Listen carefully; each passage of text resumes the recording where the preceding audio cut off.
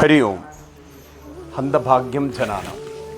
നമ്മുടെ ഓരോരുത്തരുടെയും സുഹൃതമാണ്, ഭാഗ്യമാണ് ഭാരത സംസ്കാരത്തെ അതിൻ്റെ അടിത്തറയൊന്ന് ഇളകിയപ്പോൾ, അതായത് ബുദ്ധമതവും മറ്റും വന്ന് ഹിന്ദു സംസ്കാരത്തിൻ്റെ, സനാതന ധർമ്മത്തിൻ്റെ സംസ്കാരത്തിന് തന്നെ ചില ദോഷങ്ങൾ വരുത്തിയപ്പോൾ ഹൈന്ദവ ധർമ്മത്തെ തിരിച്ചു പുനഃപ്രതിഷ്ഠിക്കാനായിട്ട് അവതരിച്ച ആദിശങ്കരാചാര്യ സ്വാമികൾ.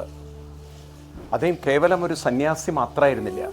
കൊച്ചുനാളിൽ സന്യാസമെടുത്ത് അദ്ദേഹത്തിൻ്റെ ഗുരുവായ ഗോവിന്ദാചാര്യരെ തേടി മധ്യപ്രദേശിൽ ഇൻഡോർ, ഇന്നത്തെ ഇൻഡോർ വരെ പോയി, നർമ്മദാ നദീതീരം വരെ അവിടെ എത്തിച്ചേർന്ന് ആ ഗുരുവിൻ്റെ കീഴിൽ ശിക്ഷണം ചെയ്ത് അദ്ദേഹം തൻ്റെ ജീവിതത്തെ ആത്മീയമായി ഉയർത്തുക എന്ന് മാത്രമായിരുന്നില്ല ലക്ഷ്യം, മറിച്ച് ഭാരതത്തെ മുഴുവൻ ദേശോദ്ഗ്രഥനം ചെയ്ത് ആത്മീയമായ ബോധമുണർത്തി ഹിന്ദുധർമ്മത്തിൽ നിന്നും അകന്നുപോയവരെ തിരിച്ച് ഹിന്ദുധർമ്മത്തിലേക്ക് കൊണ്ടുവന്ന്, ഇന്നത്തെ ഭാഷയിൽ പറഞ്ഞാൽ ഗർവാപ്പസി എന്ന് പറയാറില്ലേ, അത് ആദ്യം ചെയ്തത് ആദിശങ്കരാചാര്യ സ്വാമികളാണ്.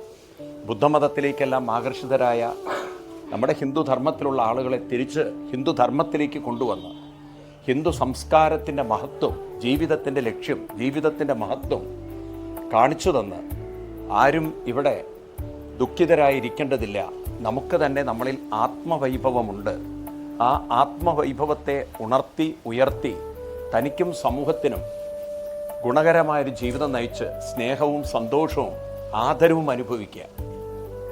അങ്ങനെ തൻ്റെ ജീവിതത്തിൽ ആ ദൗത്യവുമായി നടന്ന് ഭാരതത്തെ ഇന്ന് കാണുന്ന ഭാരതമാക്കി മാറ്റി. ഇന്ന് നാം കാണുന്ന ഭാരതം, ഹിന്ദുധർമ്മത്തിൻ്റെ ഭാരതം, അഖണ്ഡമായൊരു ഭാരതം, അതിനെ പുനഃപ്രതിഷ്ഠിച്ച ആചാര്യനാണ് ആചാര്യസ്വാമികൾ. അതുകൊണ്ട് ഓരോ ഹിന്ദുവിനും ആചാര്യസ്വാമികളോടുള്ള കടപ്പാട് വിലമതിക്കാനാവാത്തതാണ്. ഇന്ന് നമ്മുടെ ഭാഗ്യം എന്ന് പറയാം.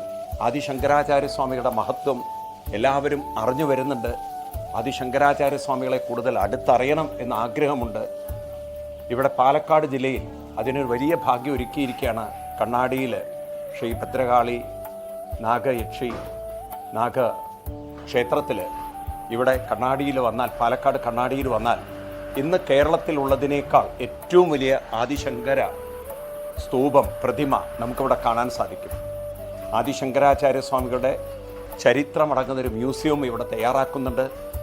ഈ ഒരു ഭാഗ്യം എല്ലാവരും പ്രയോജനപ്പെടുമ്പോൾ, കാരണം എന്താണ് ഹിന്ദുമതം, എന്താണ് അതിൻ്റെ അടിത്തറ, അത് നമുക്ക് പാകിത്തന്ന, ഉറപ്പിച്ചു തന്ന ഒരു മഹാ ആചാര്യനെ കണ്ട് നമ്മുടെ കടപ്പാടും സ്നേഹവും ബഹുമാനവും ഭക്തിയും കാണിക്കാൻ നമുക്കെല്ലാവർക്കും ഒരു ഭാഗ്യം കിട്ടിയിരിക്കുകയാണ്.